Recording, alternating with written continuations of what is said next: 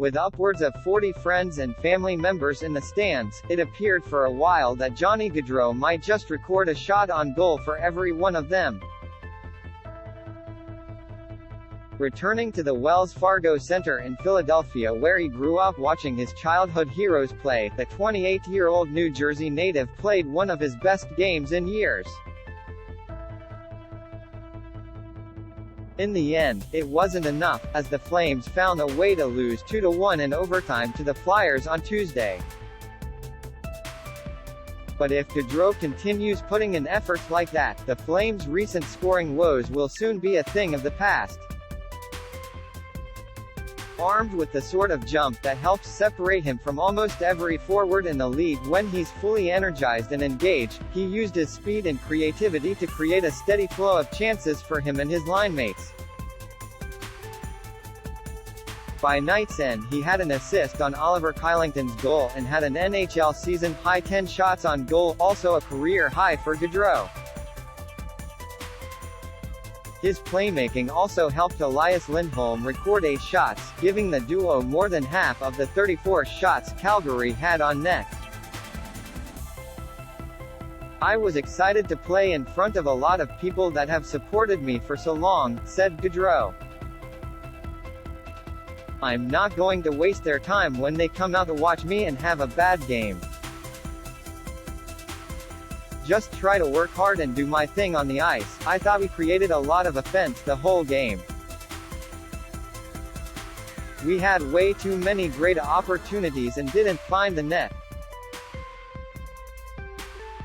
We've got to do a better job at that." Indeed, the Flames do, as offense has been hard to come by of late for a team that has now lost 6 of its last 8.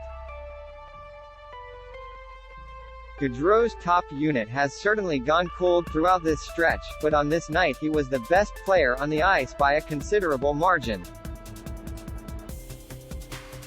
Although he ran out of gas in overtime when his offensive zone turnover ultimately wound up behind Jacob Markstrom for the loss, the game wouldn't have lasted that long had Gaudreau not made 2 stellar defensive plays early and late in the game to prevent goals. "He looked really good, right away from the start he was feeling it," said Lindholm. "He had the puck a lot and obviously when he has the puck it's dangerous out there. Too bad none of those shots went in." Perhaps the best chance came with 8 minutes left when Gaudreau went end-to-end with a rush that saw Carter Hart's left pad deny him of a wraparound goal. "Kind of a back-and-forth game, both goaltenders played well," said Gaudreau, whose club has lost 4 of its 5 overtime games this season. "We had a lot of opportunities to score tonight, didn't put them in, and it cost us the game. It's more frustrating that we lost. Not frustrating with the game and how it went. I thought our line was productive in the offensive zone. I thought we did a really good job. We've got to find a way to put the puck in the net." Markstrom steals another point. Although content with his team's play the first 2 periods, Lindholm figured his team was lucky to get a point after a third period lapse that saw the hosts outshoot the Flames 14-5. "I thought the first 2 periods it was a good game, but in the third period they took over and we were on our heels a bit and they had the puck most of the time," said Lindholm, who also assisted on Kylington's game opener 10 minutes in. "At the end, Marky kind of stole us a point there." Daryl Sutter wasn't in the mood to dissect an effort that saw the Flyers outshoot Calgary 43-34 before Cam Atkinson converted a juicy rebound to hand the Flames their 3rd loss on this 7-game road trip that continues in Buffalo on Thursday. One of his many key saves included a pad-stacking stop to deny Scott Laughton on a second-period penalty shot.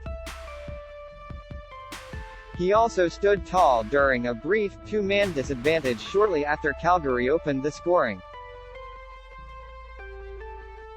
"It certainly didn't appear like that tonight," said Sutter when asked about defensive hockey one would generally associate with a low-scoring game. Gonna happen. You've had bad days too. No more than 23 seconds after opening his presser, a clearly perturbed Sutter got out of his chair and declared, "Gotta catch the bus." Consider the Flames lucky they won't be practicing Wednesday. Touching moment, Flyers fans were treated to a special moment early in the second period when Kevin Hayes tied the game.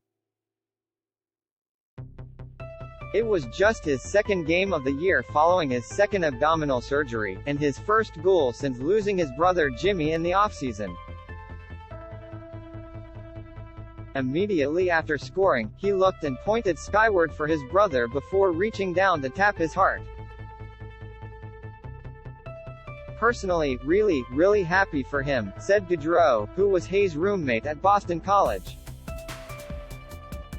"He's gone through a lot these past few months. It's hard, he's on the other team, I don't want him to score. But I was happy for him. He deserved it."